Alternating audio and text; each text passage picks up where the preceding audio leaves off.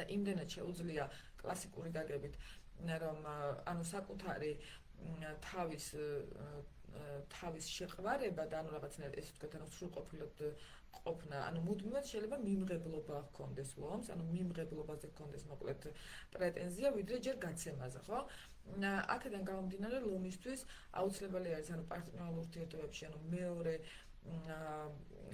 პოლუსფეროს დამუშავება, რაც არის ის, რომ ანუ ჩვენ ვართ თანასწორები, ხო? ანუ შეიძლება ვფიქრობ, რომ რაღაცა გეკუთვნის, რომ მიიღო, ეგ იმას ნიშნავს, რომ იმასაც უნდა ფიქრობდე, რომ სხვა ადამიანსაც თანასწორად, ანუ ზუსტად ისევე ეკუთვნის, როგორც ჩვენ და ანუ აქედან გამომდინარე გასცე, ხო? ანუ მეგობრულობის პრინციპი. ანუ ლომს შეუძლია რა ის რაღაცა ფეიერვერკები და რაღაცა მოაწყოს, მაგრამ ანუ უბრალოდ მეგობრობა ავიწყდება და ანუ გარეგანი ფასადით შეიძლება ძალიან იყოს მოხიბლული, ხო? აი რაღაცა ფასადური გამოვლენებებით სიყვარულის და ანუ რეალურად სულიერი კავშირი მეგობრული და თანასწორობის